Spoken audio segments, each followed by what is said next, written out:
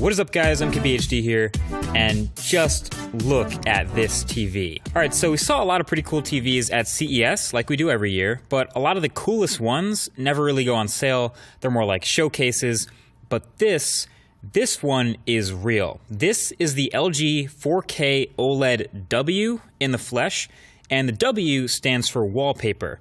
And that's a pretty fitting name for a TV like this because it's so thin, it literally looks like a cutout, like a wallpaper on a 65-inch section of the wall. So for the record, the panel is officially 3.8 millimeters thick total, including the wall mount, if you must know. There's actually no way to keep this TV upright. There's no stand that it comes with. You have to wall mount it if you're getting it. So the OLED module is basically a 65-inch sheet of pixels that sort of hooks onto the tiny wall mount at the top like a picture frame, and then actually uses magnets throughout the middle and the bottom of the frame to stay flush with the wall. It's tight. So that makes it thinner on the wall than a bunch of household objects which you would ordinarily consider thin. I mean, the fact that this whole panel is about the same thickness as 2 SD cards should give you a pretty good idea how nuts it is. Maybe take a key out your pocket and hold it up to the wall. Like, that is how thin the entire TV is. And yeah, that also makes this TV that LG makes thinner than the thinnest phone they make. How about that?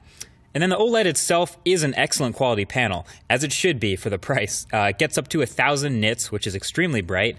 Blacks are pitch black since it's an OLED. It hits 99% of DCI color space, supports Dolby Vision, HDR10, HLG, and Technicolor's HDR. I mean, it'll pretty much cover any format. And of course, it's a 4K panel, so details and contrast and sharpness are incredible up close as you would ever get to a TV this big. But where did all the guts go? So where are all the rest of the components to this TV? The ports, the speakers, etc. It's actually all in the soundbar, which is an equally important part of this setup as the OLED. So everything connects to the TV through this one flat cable, and you can see it coming out the bottom. And it looks a little bit weird at first, but I kind of dig this system. It's a really, really sturdy cable, doesn't flex very much, but it comes right out the bottom of the TV and plugs into the soundbar. And I have mine using the extension since it's more than 2 feet from the TV to the bar.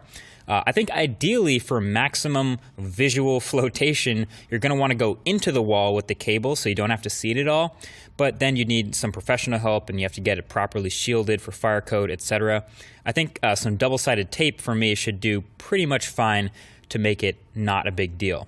The cable really is not that noticeable once you're looking at the TV, trust me. But this soundbar, this thing is actually really good. It sounds great. It gets really loud without much distortion. It has a bunch of speakers, frontward facing, sideways, straight up, and that makes it pretty good at throwing sound off the walls and creating a pretty convincing surround sound effect. And check out this sleek little animation it does when turning on and off.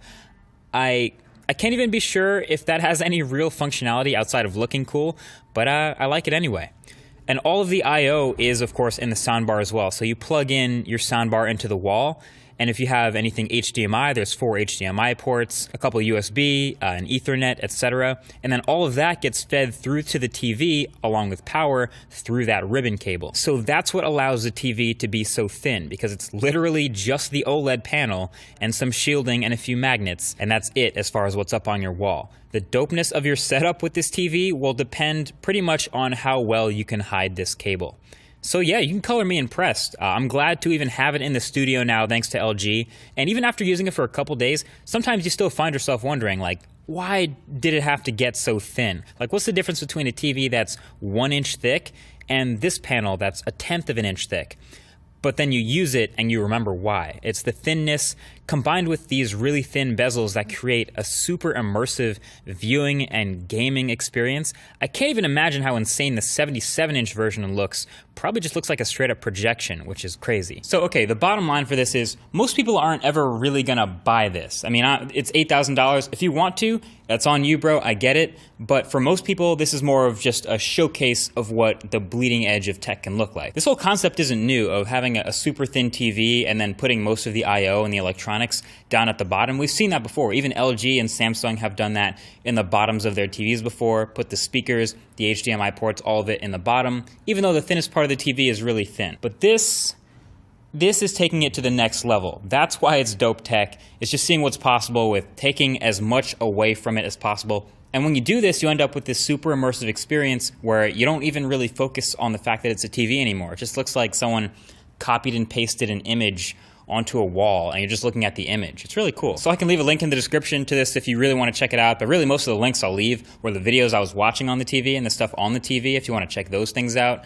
But that's pretty much it. That's the wallpaper TV. Thank you for watching. Talk to you guys in the next one. Peace.